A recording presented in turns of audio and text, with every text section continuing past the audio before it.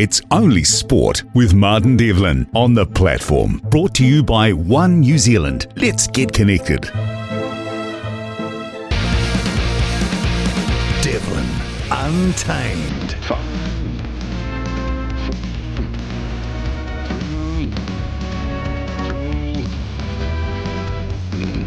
The platform. iOS, it's Only Sport. Martin Devlin, Lachlan War. Another highlights podcast package.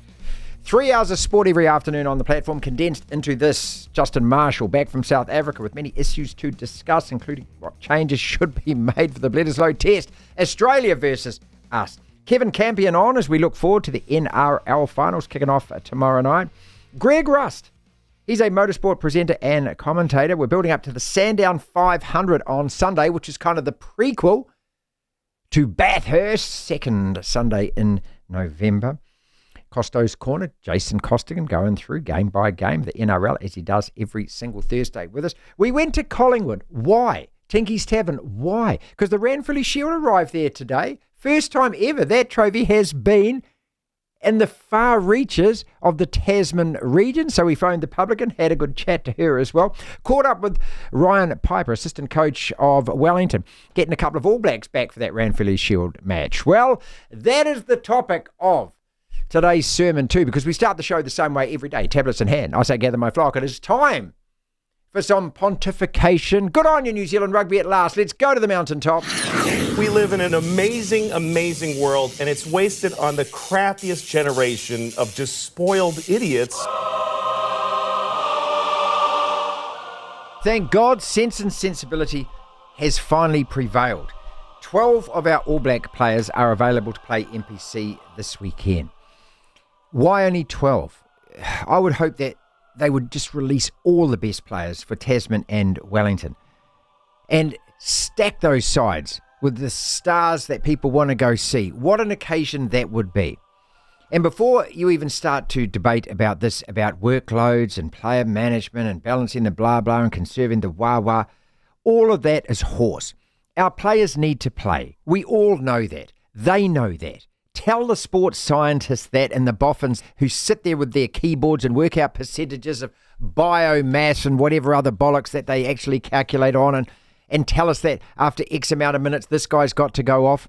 As Murray Mexted said to us only a week ago, he said none of those figures calculate the desire and the will and that burning want to stay out there and actually play a game. And that's as much a part of it as everything is.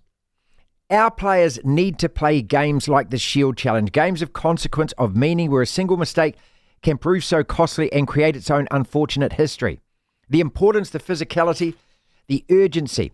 Give me one good reason why all the squad members who didn't play in South Africa shouldn't play. Oh, that's right. Oh, they might get injured before they play against Australia. Well, it's good enough for 12 of them to play. And a guy like Dalton Papali'i, who's not playing for counties on the weekend, well, unless he's injured, he should be playing because he hasn't been playing because he did get injured at training. You can get injured doing anything. You got to get game ready. The only way to play test rugby is to play rugby. Otherwise, by the time the first bleed kicks off, a guy like him hasn't played for 5 weeks. So when he goes out there all rusty, and afterwards we get all the excuses about, oh, no, well, you've got to give him time. Oh, he hasn't played any rugby. It's so wrong on every level. Get him playing. Our All Blacks, for the most part, are not great players. I think, and I hope we've all realised this, 15 test losses in 5 years says that. Yeah, we've got some world-class players, all right. We have. But if you picked a World 15 right now, how many All Blacks are in that World 15? How many would make even the 23? We've got a lot of All Blacks who are All Blacks because we don't have anyone better. And how do you get better? By playing more rugby? By playing more high-intensity rugby? Or do you get better by not playing? Do you get better by being rested and rotated from round 2 of Super Rugby like we saw this year when Rico and Finlay Christie didn't go over to the Super Round in Melbourne because they were being rested already? And the All Blacks don't even start the Super Rugby season because they need their rest before it starts. And then as soon as they start playing the Super Rugby season, then they have to get rested again. It's mandatory. It's madness is what it is. How is that rest and rotation working out, Razor? 3 test losses in 6 tests? I think that's how it's working out, isn't it? I mean, at some stage, surely the All Black coaches and management have got to put their foot down and say, we want our guys to play. You imagine that Ranfurly Shield challenge just stacked with all the All Blacks, Tyrell Lomax, TJ, Will Jordan. The list goes on and on. Imagine all of those guys playing this weekend. The crowd would be huge. It would be as close to the reality of Test rugby as you could imagine. What is bad about that? Oh, we've got a Bledisloe Cup test on the weekend. Well, and these guys can't play 1 week to the next. We're asking the NPC players to play 3 times in 8 days, and they're part-timers. So it's just all nonsense, isn't it? Plain and simple. It's just nonsense. There'll be every excuse always offered about why our guys won't play and why they should be kept in cotton wool. They should be available. They should be playing this weekend. Everything else is just a load of horse. It is just more NZR bull. Devlin. What do you want? We want information. Information. You won't get it. The platform. I'll start off with rugby, NPC rugby to be specific. Wellington scored a tight 32-28 win over Otago in a back-and-forth game in Dunedin last night, maintaining their perfect record on the season with 6 wins from 6. Next up for the Lions, it's their Ranfurly Shield clash against Tasman on Sunday. A huge boost for Wellington ahead of that match, by the way. They'll have the services of Billy Proctor and Ruben Love, who are 2 of 12 All Blacks players released for NPC duty this weekend. Another one of those 12 is Patrick Tuipulotu, who will make his comeback from a calf injury in Auckland's matchup with Northland. Across the ditch in Rugby Australia, Chief Executive Phil Waugh is disappointed in the Wallabies' record loss to Argentina last weekend. I hope so, Phil. I hope so. But he is confident the team's progress under coach Joe Schmidt will yield good results and will going to plan a competitive series against the British and Irish Lions next year. They did have to ask permission, but members of the Black Ferns shared a hug with King Charles during a visit to Buckingham Palace this morning. Lots of photos of I this. hope none of the Hurricanes Poa players hugged him. Yeah. Because that would be a little bit hypocritical, wouldn't it? Given that haka that they performed earlier this year. you That's a would good have point. Yeah. Lots of smiles on faces of players and royals. The New Zealand women are in town for a test against England at Twickenham on Sunday, by the way. For a third straight day, there was no play in the Black Caps one-off cricket test against Afghanistan. We talked about this yesterday, but officially, no ball bowled on day 3. It's turning into an absolute joke, if it wasn't already an absolute joke. This test taking place, or not taking place, in India's Greater Noida region. Sticking with cricket, Australia have beaten England by 28 runs in their first of 3 2020 internationals. They're being played on the outskirts of Southampton. Cristiano Ronaldo has come out criticising Manchester United manager Erik ten Hag and saying that the club must, quote, rebuild everything in order to compete for football's biggest prizes once again. Speaking of Man United, the club have reported a net loss of £113.2 million in the year 2023-24. Over the past 5 years, the club have lost over £370 million. And great news for the NFL. The league averaged 21 million viewers per game during their opening week of 2024, making it the most watched week 1 on record. That's what's making news, Martin. Devlin. Oh my goodness me! The platform. Justin Marshall back from South Africa. So many questions to discuss with Marshy. How do we close the gap with South Africa? How far off the pace are we? What does he want to see from now for the All Blacks? How do we approach these 2 tests against Australia? Do we throw caution to the wind, and does Razor pick every single person in his squad? Or does he know who his best 23 is and we just slam the door shut? We play the A team, if he knows who his A team is, and just belt the crap out of the Wallabies. Justin Marshall on the show every week. 12 All Blacks have been released to play this weekend. I was hoping it was going to be more. When you were playing, if you had the opportunity to play a Shield challenge like this weekend, Tasman versus Wellington, would you be kicking the door down the All Black coach's bedroom and saying, come on, man, let me bloody play? It's a week away from a test match. It's better prep than going to training every day. Well, Marty, you know me well, so I think you already know the answer, mate. I do, yeah. Absolutely, I would be. And I feel that your time in any jersey is limited, and you've got to appreciate every moment you get the chance to put the boots on and go out and play for club, province, franchise, country, and do it while you can, because you're a hell of a long time retired. So yes, I would certainly be kicking the door down, not only just to play a game, but particularly a high-profile game like a Ranfurly Shield match, and that's actually why we play the game, Marty. That's why you put the jersey and the boots on and you run out there to play in these moments and these games that create magic moments and memories. And I'm certainly sure that every player out there will tell you the same thing, that they don't want to be rested, they don't want to have time off. They simply want to get out there and play while they can. Justin Marshall, this 81 Test veteran of the All Blacks, and you were working for Supersport over there in South Africa, and I love this because you did it during the World Cup as well, that when you're sitting there and you're surrounded by those who aren't your kin and your kind, you get a different perspective, you're hearing different things, the conversation topics are different, it's coming from a different angle, all of those things. So just your absorbing and observing what you felt all of those around you thought about the All Blacks. What was the general impression? Did they think we were off the pace, close to it? What? Oh, no, they very much have this huge amount of respect for the All Blacks. In both Test matches, they were very nervous about the Springboks' chances, just simply because they feel that the All Blacks just carry this ability to win a Test match regardless of form, regardless of situation. And the minute that you button off or become complacent, the All Blacks can bite you.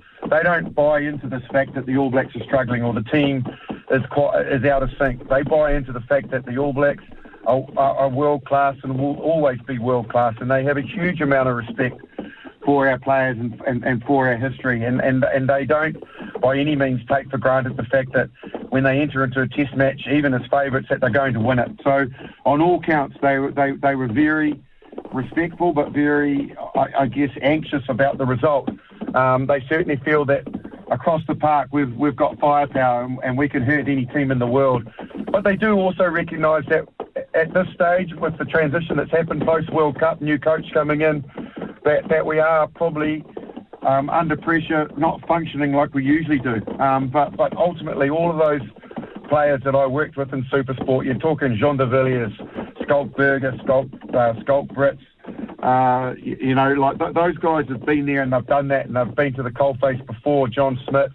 But yeah, they certainly see the All Blacks for what they are, and that's what I love about them, the fact that they hold us in that regard. Both matches, last 20 minutes, we just unravelled and we couldn't kind of be composed enough and make the right decisions and produce enough quality rugby to win.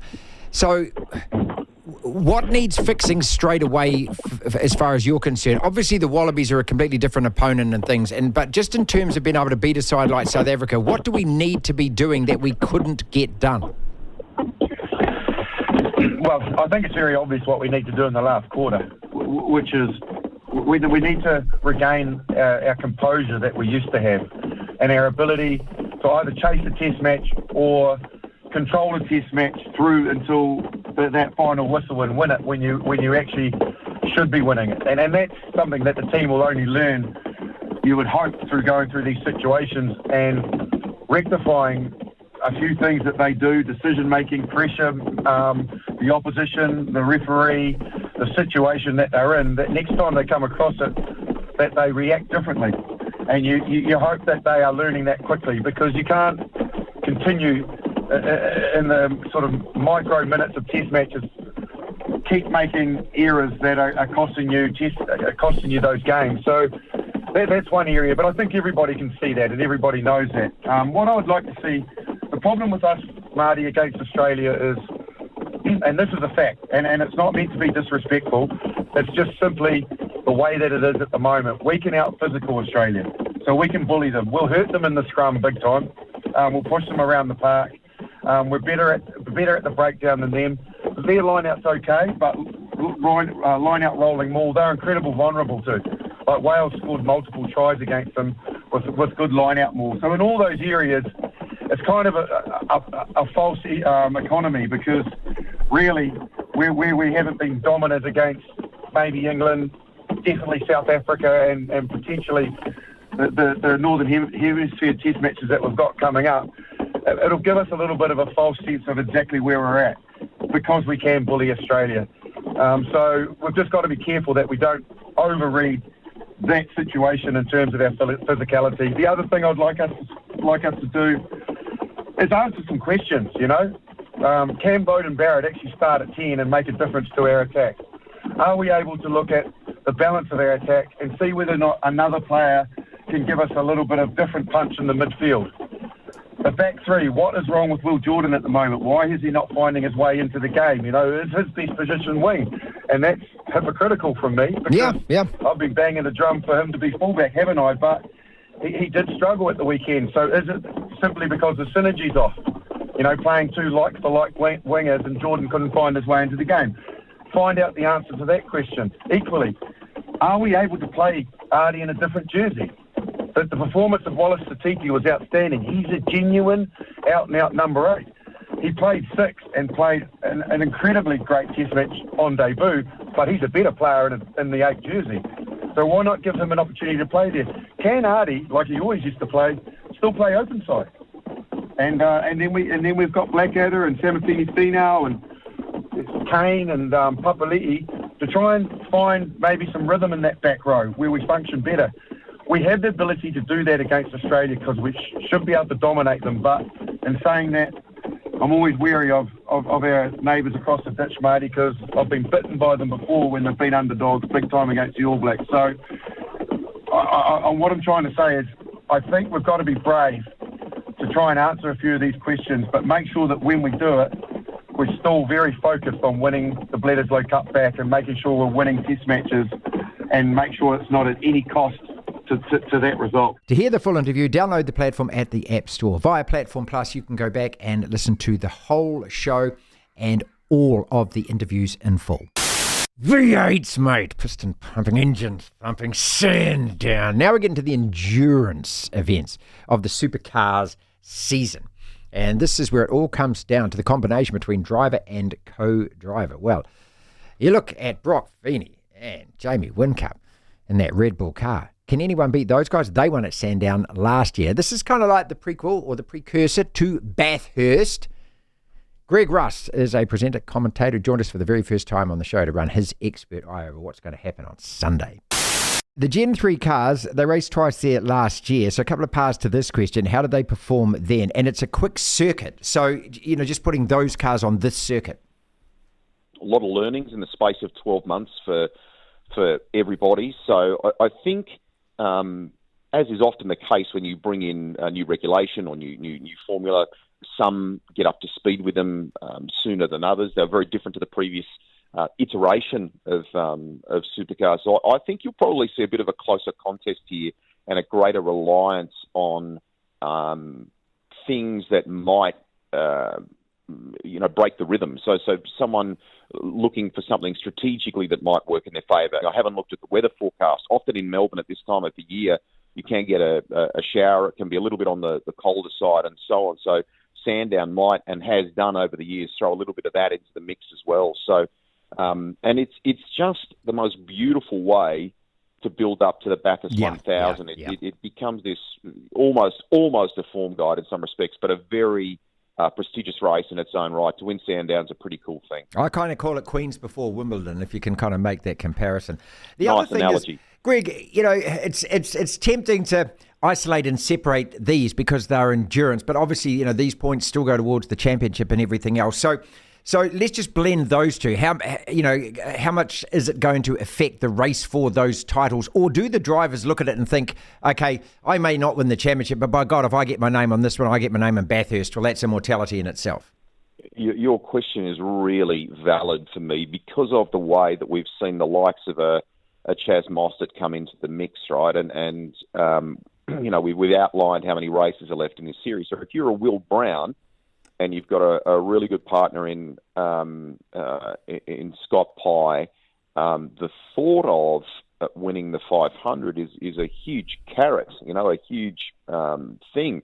But maybe at some point in the latter part of the race, certainly not the early phase, but in the latter part of the race, maybe there will be that little thing in the back of the mind or a conversation around, do we settle for a result here, right. A podium or whatever, just might preserve that and ensure that the bigger prize. But at a Bathurst, maybe less so. The thought of winning Bathurst in everyone's mind somehow seems to override that. So, but at Sandown, I think you might get a little bit of that at this stage of the championship creep in.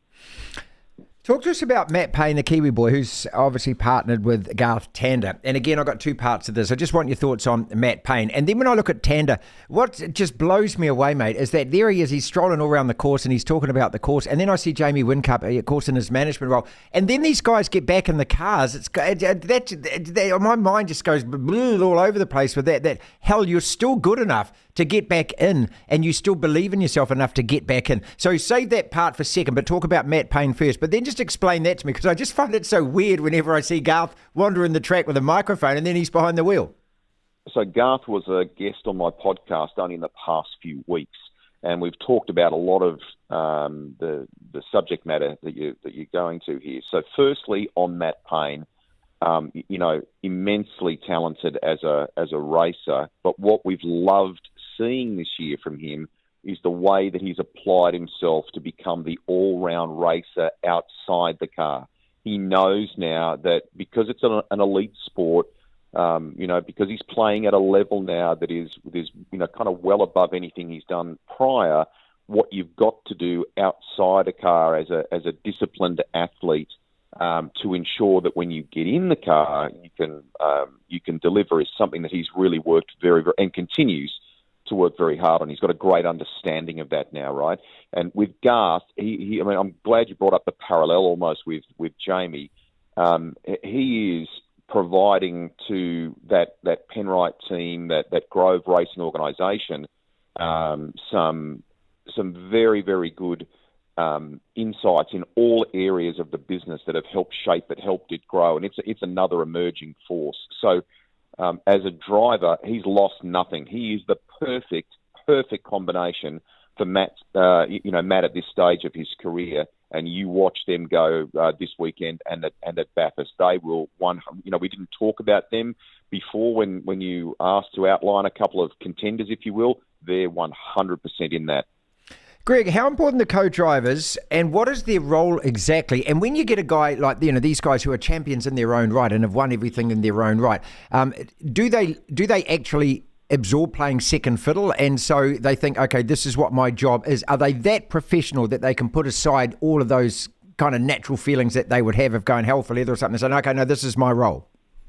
It is in part exactly what you've just described, but it's more difficult than that. So the good ones realise their role, their place, if you like.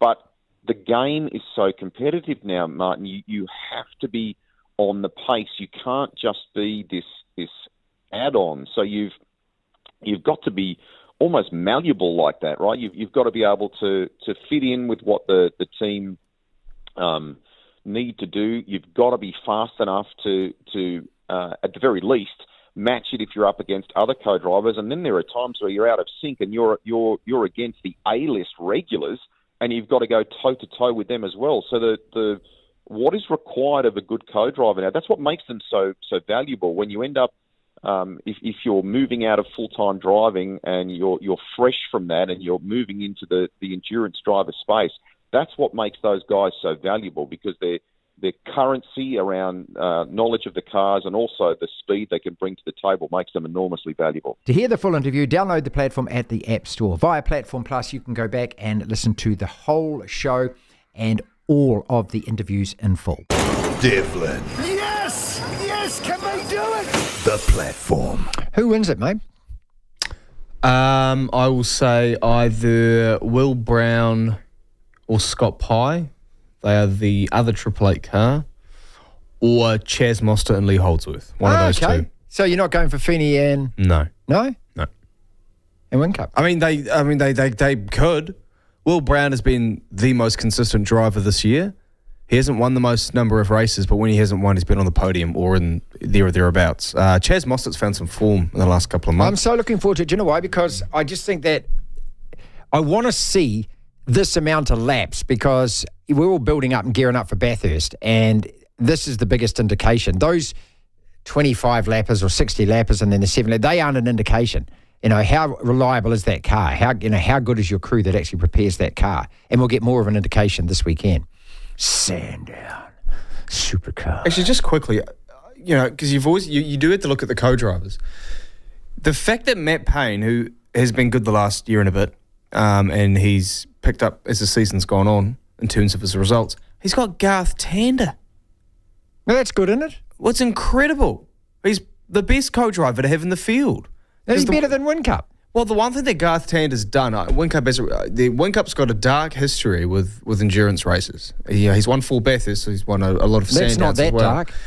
But outside of those 4, he's made some costly errors in races, okay? But with Tander, when he's been a co-driver, I don't know of someone ever since he became one, which was 2019 till now, there hasn't been another co-driver who has slotted into a car, because he was with Van Gisbergen for a little while. Yeah, I was just thinking that. And performed at such a high level without much Supercars experience during the season. I don't know anyone else who's been able to do that. If you bumped into Garth Tander in the car park at the supermarket, I mean, you wouldn't, and you didn't know who he was, you wouldn't think that guy's driving a supercar, would you? No, you'd think because for a start, he's the wrong body shape. He's too tall. Yeah, you think he's a teacher at a school or something. That's it, exactly. So he wears glasses. So that's it. He wears glasses. You'd be thinking, oh, sorry, hey mate, you've dropped your carrots over there, mate. Oh, thanks very much. And then all of a sudden he jumps in the shopping cart into some sweets, knocks everything over. Then he gets in a supercar and drives like that. Who do you reckon's going to win it? People, let us know quickly on the text 5050 Sandown. We're talking not Bathurst, Sandown. Our All Black professional players don't play rugby. They are constantly rested and rotated as well. They start Super Rugby late, and then as soon as Super Rugby starts, they get rested. Whereas our NPC players, who are part-time rugby players, get asked to play 3 games in 8 days, like Wellington are at the moment, and the third of those games is a Ranfurly Shield clash against Tasman. Wellington won in Otago last night. They come home, then they go back down to Blenheim, Lansdowne Road for that Shield challenge. Ryan Piper, assistant coach, joined us for a few minutes on the show. You're in that horror patch now where you have 3 games in 8 days. So how do you look at the team ahead of that Ranfurly Shield challenge? Yeah, I mean, it's just what I touched on there around the strength. That's the Storm Week's always testing the strength of each team. I think we've taken a step with our high performance squad early on in the season just to test those boys and get them up to scratch, and then you start theming around the next man up. It's definitely a theming that we have to keep strong on. And when we call that next person, they've just got to be ready to go. So, I think we're in a good spot there, 2 from 2. So the big test next week. Yes, Shield Challenge on Sunday. Do you look at this game as an NPC game or as a Shield Challenge? I think naturally it's easy for me to say that it's just a NPC game, but what the Shield means to pretty much everyone in New Zealand, whether you're playing, coaching or spectating, it's going to naturally come in. So it's definitely on the back of our mind. We'd love to bring it back home again.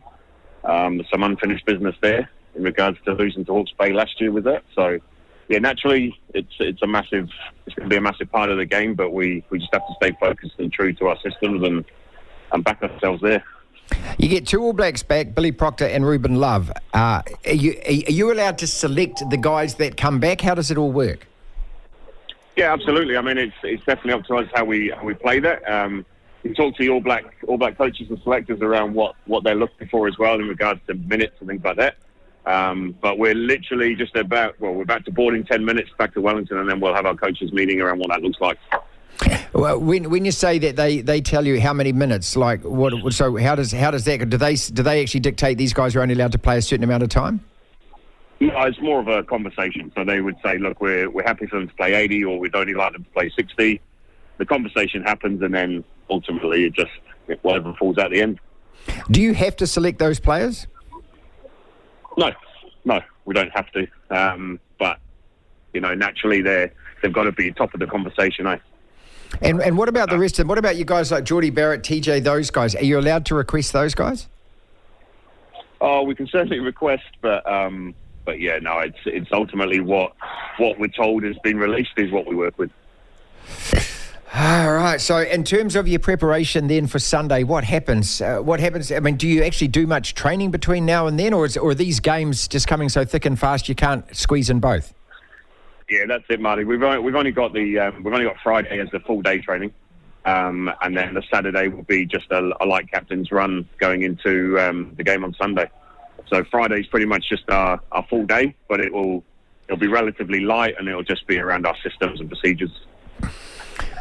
Tell you what, I'm sorry, I've just momentarily forgotten his name, but our right winger, I'm a Wellington boy, our right winger who put his foot in touch for that try. Oh, God. Oh. Tom, yes. Yeah, that was a few more grey hairs popped out my head then, that's for sure. But, yeah, look, they're just some big learnings for new players. Keep your foot up or keep your feet in. Well, and of course, and they got one in the 71st minute to put them ahead, which was it was ballerina stuff on the touchline, mate. Absolutely. I definitely rewound that a few different angles, that's for sure.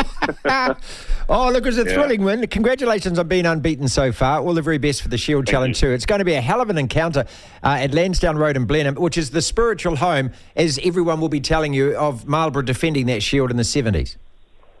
Absolutely. Well, we're very in tune with what it all means, so we'll definitely be putting our best foot forward and trying to bring it home to Wellington, that's for sure. Devlin. Yeah, the next rule.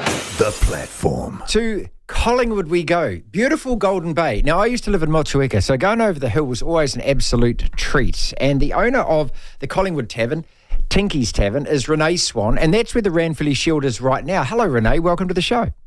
Hi, how you doing? How are you doing? Yeah, pretty excited right about now. So where is this big, beautiful log of wood exactly? Right in the middle of our lovely pub at the Collingwood Tavern. Okay, and what is it? It's just sitting there on a table, is it? It's been passed around a bit, and a lot of photos taken. Some of the old stalwarts of the community have gathered, and a lot of the young ones. So it's been pretty fantastic. When did it arrive? It turned up here about 12:30 today. It's also been to the local Collingwood area school, and then it's heading off to Takaka to the rec centre in there. I feel like we're talking about a person almost. Do you feel like that too? It is a person. It's pretty legendary. It is. Is this the first time you've seen it up close? Definitely. It's Keep going, a sorry. unique experience. Unique experience. Have you touched it? Oh, yeah. Yeah. Did you kiss it? No, I didn't. Okay, that's I didn't. okay. Just touching it's just enough, I think, for me. And you got a good photo or several of them? Yeah, multiple photos. Who else is with it? And who's its minders? So Quinn Strange has come over with it today, along with Tane Robinson, another local Collingwood lad, and Mason Lund, who's Takaka boy. So okay. Takaka is, in case people don't know, is kind of like the capital of Golden Bay, is it? Oh, I don't know if I'd say that, but it's the bigger township, yes. Okay, the bigger township. Now, look, when I lived in Motueka, which was way back in the 80s, okay, so you used to come over the hill and there was a pub right down there, the Rat Trap, I think it was. Is that still? Yes. Is that still? I know it burnt down. Did they actually rebuild it? No, they didn't. So the owners of the Rat Trap, prior to it burning down, were Tinky and Heather Hovenden, who obviously Tinky's Tavern. Yeah. This is where they came to. Oh, lovely. Okay, and I had a mate who lived at Tata Beach. Is that still a beautiful beach? Oh, it's pretty amazing over there. Yeah. We're lucky here in Golden Bay. Oh, I'll tell you what, the Abel Tasman National Park is the biggest secret in New Zealand, and don't tell anyone about it, okay? Okay. Definitely. And the whitebait's running, so how can we complain? Okay. Now, I just got to leave you with one question. So when it comes to Tasman rugby, how much does it mean to you being a part of Tasman and also winning this Ranfurly Shield? It's pretty amazing. Like, when you've got local boys that filter into the Marco squad, and it's nice to share their successes. So being part of this area is pretty special. Have you done any radio interviews before? No. You are very, very good, Renee. You are very natural. Thank you. You are very, very... And thank you so much. And if anyone who's listening wants to ever visit you, go and have a pint and say hi to Renee. Congratulations on that shield. I'm from Wellington. You'll probably only keep it a week, so get a good long look at it, okay? Oh, we're hoping to keep it longer. Okay. I bet you are. I'll let you get back to doing your job. Thank you so much for being part of ours. Wonderful. Thank you so much. The Tide 5. 5 separate sporting topics, roughly a minute or so on each. When we are reminded, we move on to the next topic. Yeah, the Black Caps, what now? There's only 2 days left. Now, this is where you will find sporting administrativeness at its absolute idiocy. No one will be able to make the right decision here, which is to call the whole thing off. They will make those players go out and go through the farce of playing 3 hours, 4 hours, half a day, 1.5 days of a test match where you can't get a result. The transgender debate and community sport and the letter signed by 50 people. I've been trying to avoid this, Lachlan. I can't be bothered talking about this, but you're insisting that we do because you're a young person and it's an issue that needs to be discussed. The Ranfurly Shield. Listen to Justin there. A couple of All Blacks have been released. Should they all be able to play? Why not? Give me a good reason as to why not. And he said to us an hour ago that if you're a player, you want to play in these games. Tinky's Tavern in Collingwood. Wasn't Renee called? Never done a radio interview before we rang Renee. Ben Ainsley reckons that Britannia can win the America's Cup. Yeah, okay, all right. And I'll be sailing alongside you, Ben, when you do. And Valentine Holmes, this is even better, wants to leave North Queensland on a high. You can't write the script. Those were his words. Let's discuss. Kick it off with the Black Caps. So at 4 o'clock or 5 o'clock, so whenever players meant to get underway, and there's only 2 days left, it was sodden and then it rained. So I'm suspecting, Lachlan, that they haven't been able to dry the outfield out. They've tried. They've used fans. They've used the sun. They've tried to get bits of the outfield and replace it with other bits of turf. None of this has worked yet. What about towels? Have they done that? I tell you what, you know how when you've got like a flannel that you're using in the shower, when you're a kid you do this a lot, and you'd sort of drink water out of the flannel. And that's disgusting. And you'd suck it out of it? That's disgusting. Well, super soppers, you think? Would that work? Well, could you just get people to, suck it out of the ground? Have you ever boiled a flannel? Have I boiled a flannel? Do that and you'll never suck a flannel again. Why would I boil a flannel? Okay, just do it one day, mate. I'm just saying, just do it. It's just the most... Well, you do gross things when you're a kid. You got a flannel in the shower and you kind of clean yourself and you go, oh, this is like a great source of water. Yeah, I know. Well, what's going to happen in the cricket, though, mate? My point is, get a whole lot of staffers at the stadium and people from the street, pay them 5, I don't know, rupees. Is that a lot? No. Who would know? And then just get them to suck the turf. Get Mark Robinson over Afghanistan. He'll sort it, says this texter. No, because there'll be time constraints and lapses and something or other. And then before you know it, we'll be in San Diego playing the next test match. It's tricky space to make work. The best thing to do for a variety of reasons was to take that offshore to the west coast of the States. No one's listening. The transgender debate in community sport. Lachlan, where do you sit with this? I won't lie, I haven't done a huge amount of research on it because it's a story that... my eyes glaze over. Yeah. I know it's really important. It's really important for every single woman and girl in this country who is biologically born female. I understand it's really important. And again, I'm on your side and in your corner. And for every single female athlete playing any sport at any level, if you are unhappy with the fact that one of the opponents was biologically born a male and now identifies as a woman, then your view, to me, is the most important in this debate. That's the only political stance I'll take on this. I think it is absolutely ridiculous that somebody can identify as a woman, a man can identify as a woman, having grown up as a man, and then play a collision sport against a woman just because you identify as a woman. It is dangerous, and there has to be some kind of sensibility around that side of the argument. I absolutely agree with that. So, remember last year or the year before, there were a couple of sporting bodies. Well, there was I think it was a swimming. Rugby league, swimming. Well, there was one that started it, and then a whole lot followed suit. Yeah. So I never thought there was this grey area. To be fair, I never really thought about it. Well, it's I never knew that, sport. It's not community. It's not amateur sport. Yeah. So now you see you've got Sport New Zealand involved, and you know what that organisation's like. So that's the purpose of this letter, and these people. Yeah, I know. But when you consider who it's been sent to, and you consider the government, that type of government that's in place, I'd be surprised if nothing's done about it. You'd hope so. I think that to me is as far as I want to go into the debate. Well, it's a conversation that causes issue and causes argument, and there's seemingly right answers. At the same time, there's debatable answers, and it's something that always causes conflict. And it sounds, I don't mean to disregard what the athletes are doing, because I do agree with them for the most part.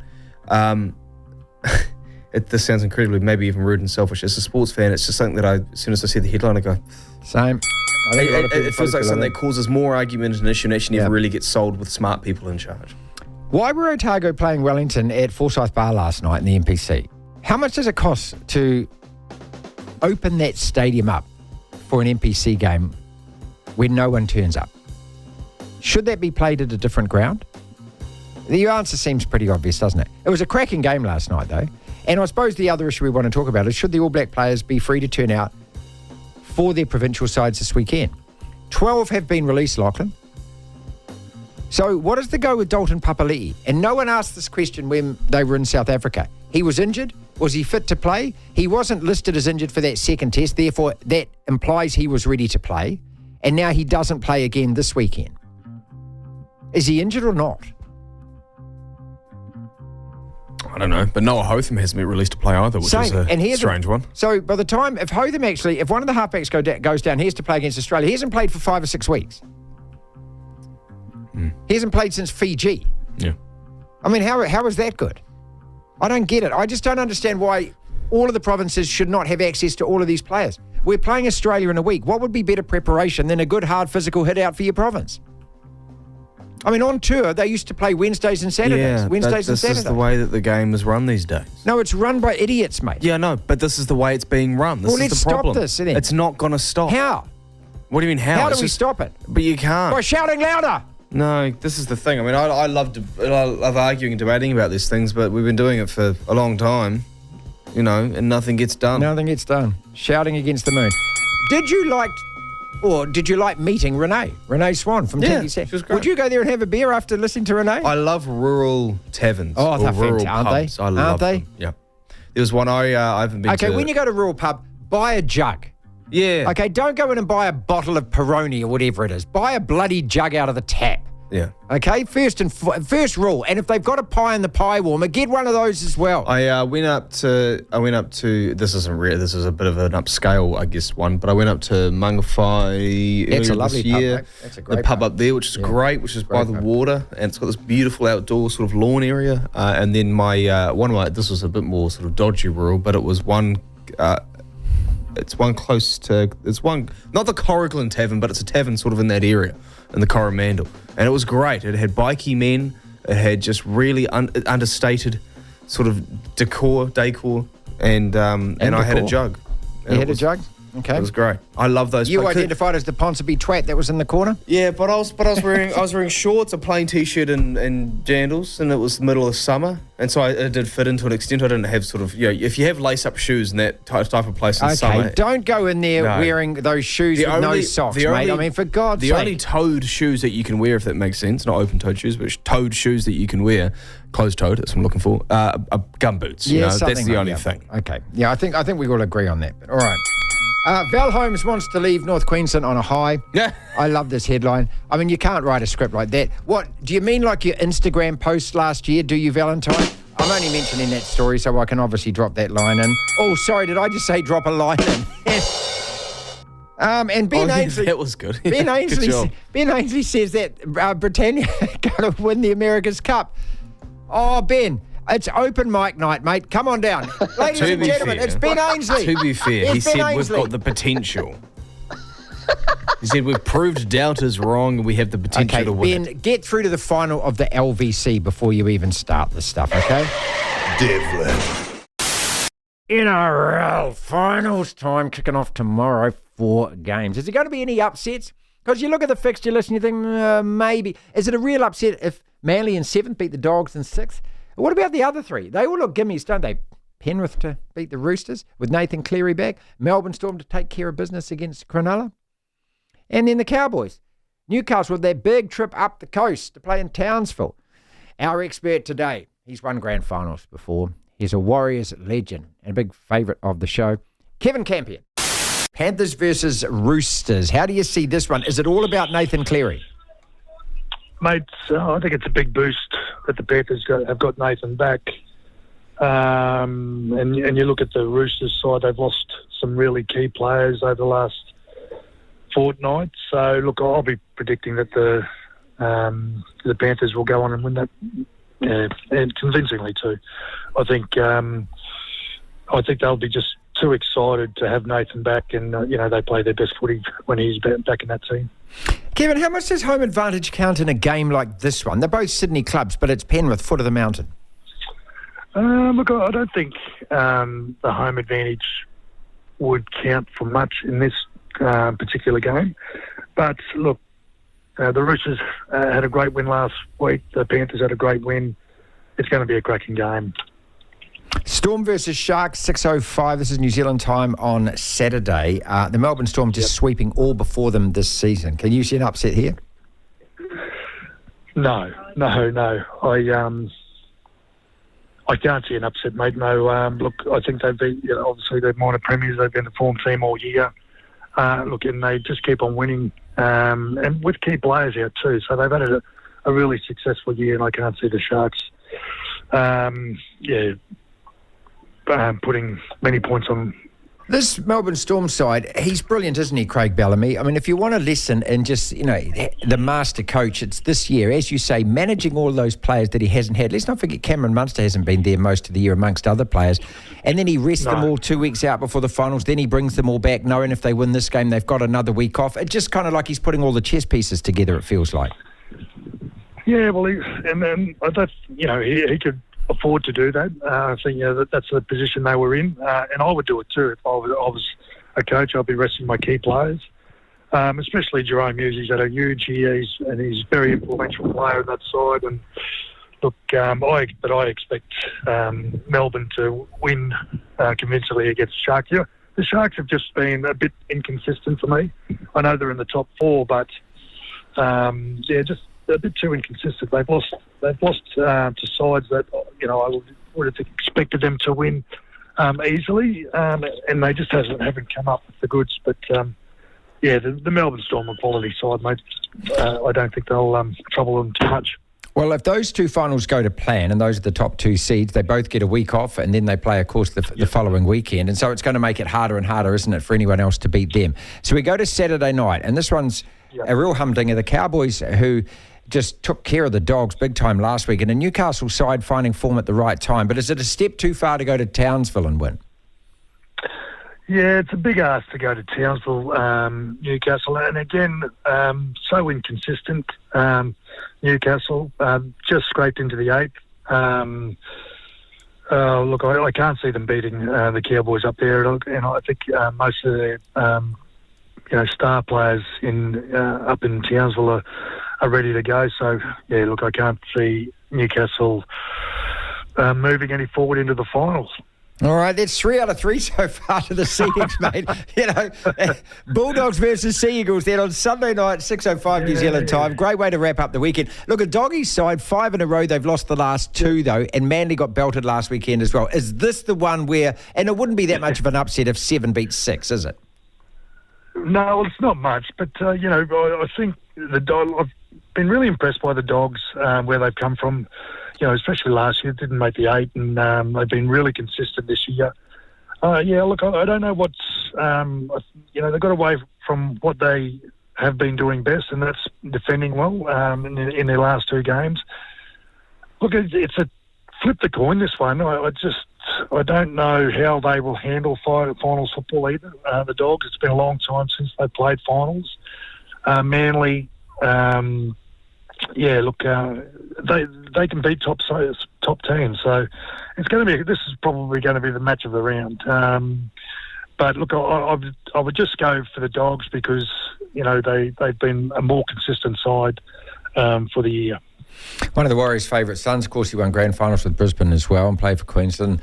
Kevin Campion is with us. So then this question keeps coming up. Can a side outside the top 4 win it? And if the Storm and the Panthers go through, they get a week off. So whoever wins out of Cowboys, Knights, Bulldogs, Seagulls, then has to play either Sharks or Roosters. And then your prize for winning that is playing a rested Storm or Panthers. It's a tough road, isn't it, mate? Well, I think that the team who, advances in the bottom 4 will beat, because I don't think Cronulla will advance further. I predict they'll lose this weekend and they'll go out in straight sets. So whoever wins and plays the Sharks in the second week will win and they'll advance to play in the prelim. So, look, I think that'll be the Dogs if they do win. The other one that you... All right, and just in terms of the intensity, what do you expect? You've played these finals and it does go up a level. It's not just something we imagine, is it? No, it does go up a level, and the mistake rate, it's the team that handles the pressure. It's a team that makes the least mistakes. It's all about completing your set and applying pressure. Those two teams, Panthers and the Melbourne Storm, they're accustomed to it. They've been there. Obviously, the Panthers have been there for the last 4 years, won 3 premierships. The Melbourne Storm have been thereabouts for the last 4 years. I think they've won a premiership as well. In between, Penrith doing it. Penrith doing it. But look, I don't think anyone. I think they're going to be the two teams in the grand final. In saying that, you've got to win it. You've got to make it to win it. But I think I'll predict those two teams to be in another grand final. We need to talk. Your favourite game? We need to talk. Yes, quickly, Lachlan. We've got a whole round of this to go. What is more chance of happening? The Wallabies do win a test against us. We've talked a bit of rugby today. Or the Roosters upset the Panthers tomorrow night. Costo's going to be all over this in about half an hour for us. What is more chance of happening? Roosters upset the Panthers. I think we'll be. I just can't see them beating. I can't see what they've got to beat us with. I can tell you that I agree with that, but we're not exactly in the purple patch of form. Yeah, but surely we're good enough to beat them. What is more chance of happening? That they win one of the two. Australia. They're not going to win the Bledisloe because they have to win both. They win one of the two. Or the Sharks beat the Storm. No, let's move on to the next. Oh, but you're all over the Sharks. No, I'm happy with the Sharks being in the top 4 because they've won enough games, but they're not going to win another game, mate. They're going to beat the Storm. Next! What is more chance of happening? The Sharks beat the Storm or the Knights beat the Cowboys? That game, 9:50 on Saturday night. Knights beat the Cowboys. So you don't give the Sharks a hope in hell? No, I give them a hope, but I give the Knights more of a hope against the Cowboys, who leak points. I've been saying it all week. They leak points. Yeah, but they didn't against the Dogs. They've had a couple of good games. There you go. But if they get all their players back, they've got 6 or 7 Origin guys in that team. They should be able to beat most teams, don't you think? Who's out? For the Cowboys? Yeah. Well, I don't know. You said if they've got all their players back. Yeah, they've got all their players back, haven't they? Yeah, but who's... I don't know if have they battled a lot of injuries this year? I don't know, actually. Well, they played several games without the Origin stars because those guys get a rest. Next! What is more chance of happening?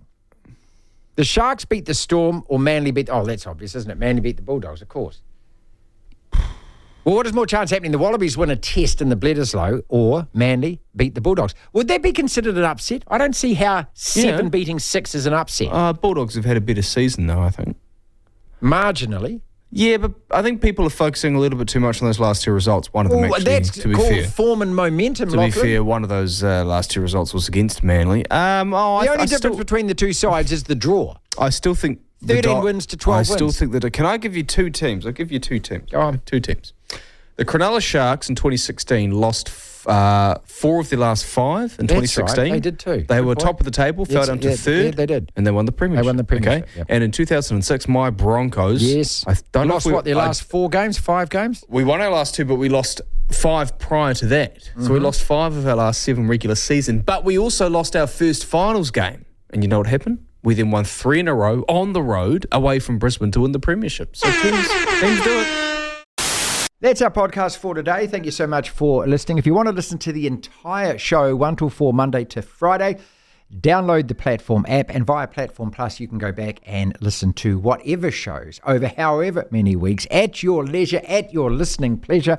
Platform Plus. First thing to do, though, is download the Platform app. Devlin. The Platform. It's only sport with Martin Devlin on The Platform. Brought to you by One New Zealand. Let's get connected.